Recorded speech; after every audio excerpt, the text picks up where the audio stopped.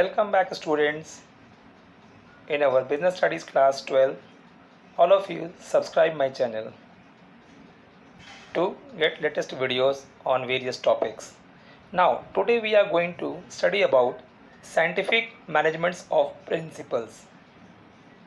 We all know that Taylor formulated 4 principles of scientific managements which we are going to discuss today.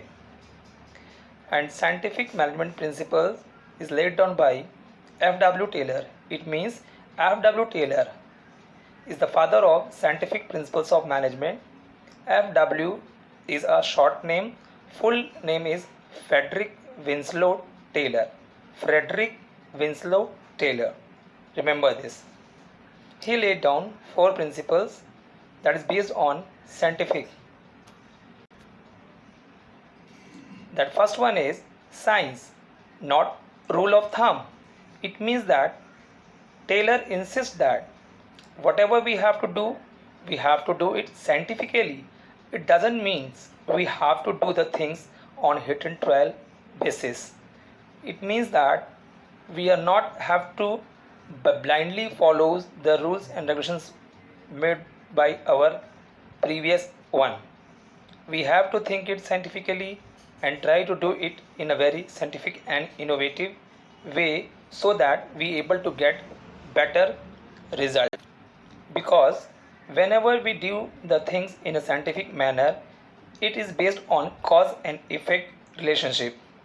For example, we know that standard timing required to do a particular job, it should not be fixed by a manager on his past experience, but we have to first of all study, and after that we have to fix the daily target on the basis of that only. Next is harmony, not discord.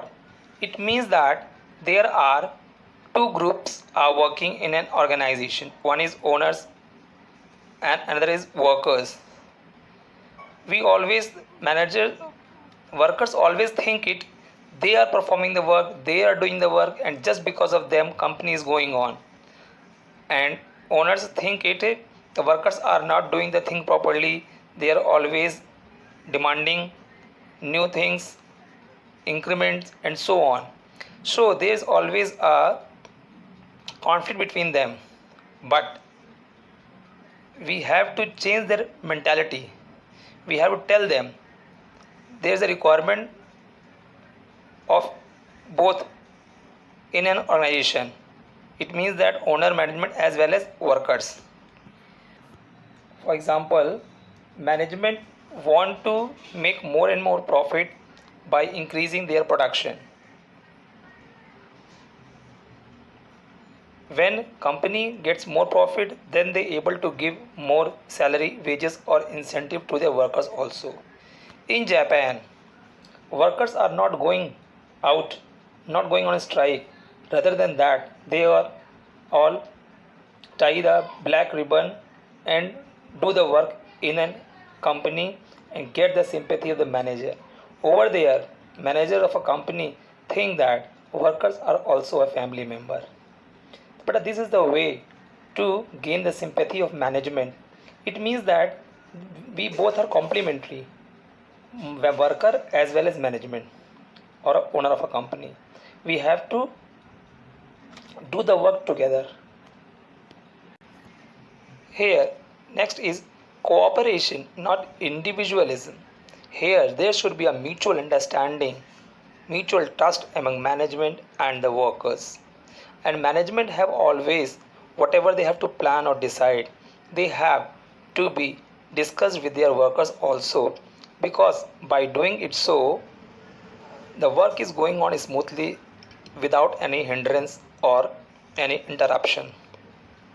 And the workers also think that there is some value of their work and suggestions in an organization. So the manager have to always welcome to their employees for giving good suggestions and giving them reward for that also. Because in this they both have to do the work in mutual understanding and having mutual trust on each other. By doing this, workers are not going on unnecessary demand and on strike, because when there is trust, they will talk and find out the solution of the problem for the betterment of an organization.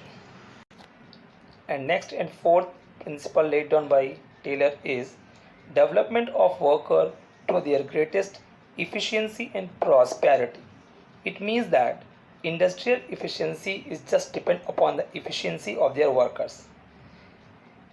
If workers once selected, it should be go on training for learning and enhancing their knowledge, because after getting a training, that worker will do the work more effectively and efficiently without wasting their resources and able to maximize their productive capacity.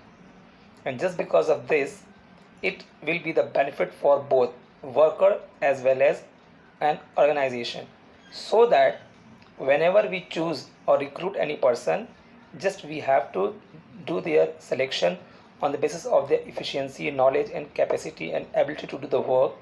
And after doing it, so we have to send them for training for updating their knowledge after some time or time to time, for the betterment of their organization as well as the betterment of the worker.